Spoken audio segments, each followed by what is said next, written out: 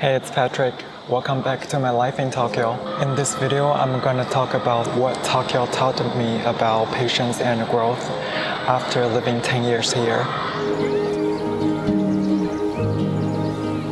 Question 1. What was the hardest thing about living in Tokyo for 10 years? Honestly, it was learning to act and think independently. Like so many Asian kids, I grew up good at taking exams and following instructions, but not necessarily making decisions by myself. When I came to Tokyo, I realized that there's nobody could tell me what's the right path for my life.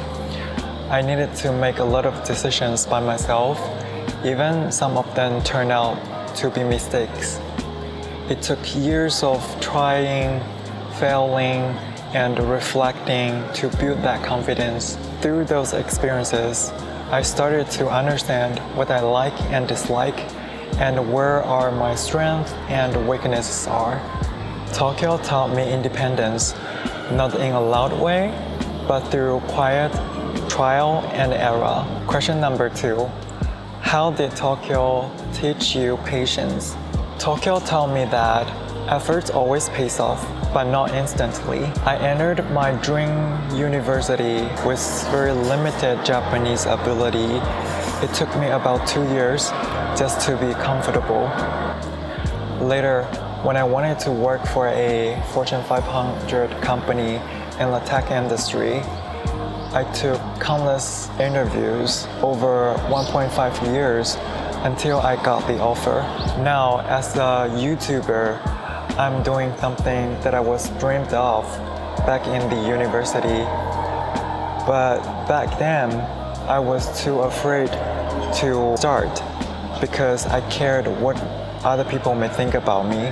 Looking back, I see that behind every achievement, there was always patience.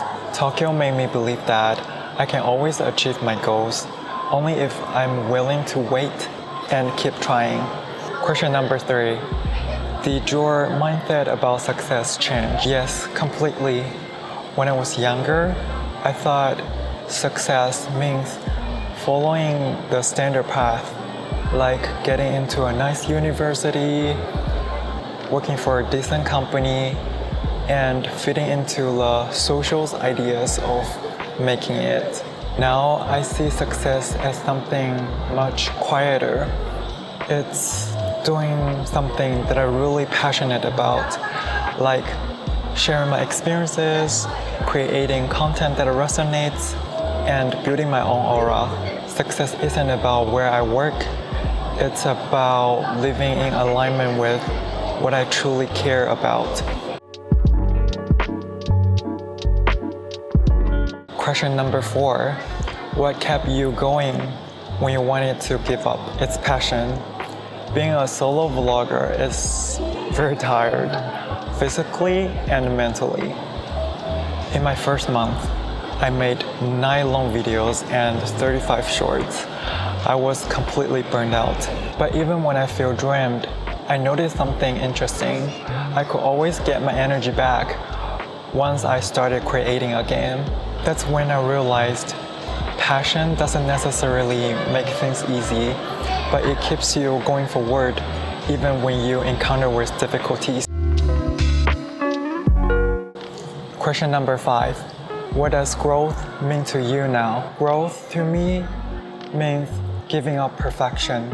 I used to overthink everything, waiting for the perfect timing before taking actions. But when I started YouTube, I started to realize that I need to learn by doing. Instead of spending weeks on polishing one video, I created 9 long videos and 35 shorts in my first month.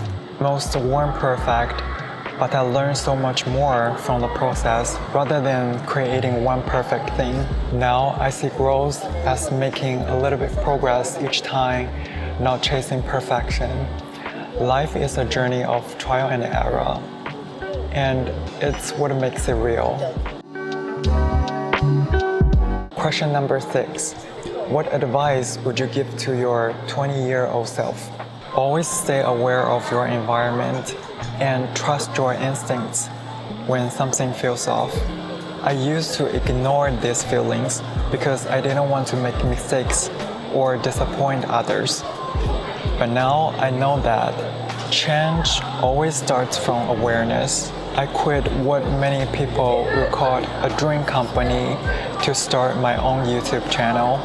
It wasn't an easy decision, and I still don't know if it's the right path for me. But at least now I feel ownership and passion over my life. And to me, that's worth it. Question number 7. What kept you grounded when things didn't go as planned? I'm naturally a planner, very J-type. I like structure and knowing what's next. But life in Tokyo has taught me no matter how much I plan, things really go exactly as I planned. When that happens, I remind myself, it's okay. The fact that something didn't go as I planned doesn't mean I failed. It means I'm trying something new. Growth doesn't happen inside control. It happens in the moments when I adapt, learn, and keep moving forward. Thanks for watching. See you next time from Tokyo.